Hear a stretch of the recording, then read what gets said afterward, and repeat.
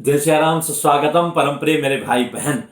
जिन माताओं बहनों बच्चियों ने मार्गशीर्ष गुरुवार महालक्ष्मी जी की उपासना आराधना किया था, 7 जनवरी 2021 को जो है उसका समापन उद्यापन दिवस है इस वर्ष के सत्र की।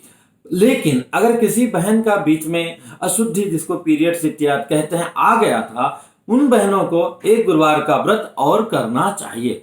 लेकिन हाँ, अगर उस दिन अशुद्धि के दिन उन्होंने व्रत के नियम का पालन किया और उनके निमित्त घर के किसी अन्य सदस्य ने माता रानी का कलश स्थापन करके पूजा इत्यादि कर दिया, तो फिर एक्स्ट्रा करने की आवश्यकता नहीं है। 7 जनवरी को ही उन भी समापन उद्यापन कर सकते हैं।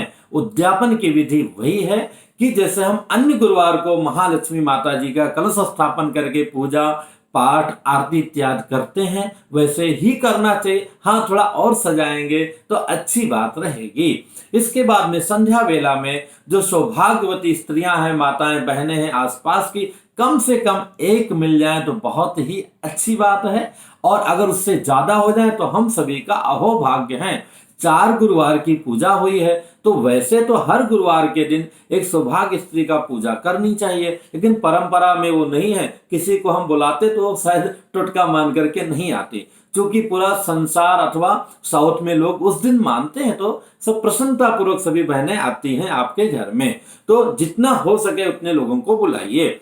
उस दिन महालक्ष्मी जी को भोग में मिष्ठान, खीर अथवा हलवा का भोग अवश्य लगाना चाहिए। उसमें भी खीर मैया को बहुत ही प्रिय है। इसके बाद में जो देवियां हमारे घर में दर्शन के लिए आती हैं, उन्हें हमें हल्दी कुमकुम लगाना चाहिए। जिनको भगवान ने दिया है वो वस्त्र और फल, मिष्ठान, पात्र मतलब बर्तन इत्यादि आई हुई सभी देवियों को उपहार में देते हैं। लेकिन हमें दुखी नहीं होना है। जो हमारी व्यवस्था है, अगर हम गजरा, वेणी उस तरह का नहीं दे सकते हैं, तो कम से कम एक एक पुष्प जो है आई हुई देवियों को अर्पित करें, एक एक फल अर्पित करें। और जो प्रसाद है, चाहे 1 चम्मच अथवा 1 दोण में, उनको घर ले जाने के लिए हमें अवश्य देना चाहिए। घर में भी उनको हम जलपान इत्यादि करा लें तो कहना क्या है, और भी अच्छी बात है। इस प्रकार से हमें ये इस नियम का पालन करना है। अब प्रश्न ये आता है कि जो चढ़ी हुई सामग्री थी, चूंकि नारियल हमने चारों गुरुवार को वही रखा था, चुनरी वही रखा था, बिछाने वाला कपड़ा वही रखा था, तो उन सबको आप प्रयोग में ले सकते हैं। कलश के अंदर का क्वाइन जो है, और जो रुपए का आपने अलग से अगर पूजा किया था तो नहीं किया था तो कोई बात नहीं है। तो कलश के अंदर का पैसा, सुपारी, और अगर आपने पूजा किया था तो वो जो है रुपया, उसको अपने तिजोरी में अथवा मंदिर में, जहां व्यवस्था लगे आपको वहां रख सकते हैं। मंदिर में मत रखिए, नहीं मन में दुविधा होती रहेगी कि रोज इनका भी पूजा करेगा, तो तिजोरी में उनको बंद करके रख दीजिए। अब इसके बाद जो चुनरी वगैरह है उसको भी आगे पूजा में प्रयोग कर सकते हैं।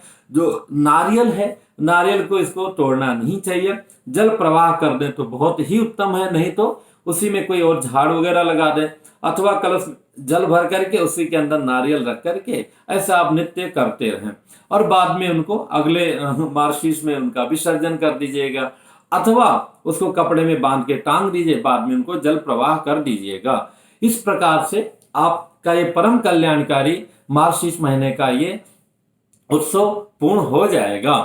इसमें कोई दुविधा की बात नहीं। किसी कारण से किसी बहन का पता चला प्रथम गुरुवार को आ गया था पीरियड्स और लास्ट में भी आ रहा है, तो ऐसी स्थिति में एक गुरुवार का व्रत और कर लेंगे, कहीं कोई कमी नहीं होगी, उनकी पूर्णता हो जाएगी।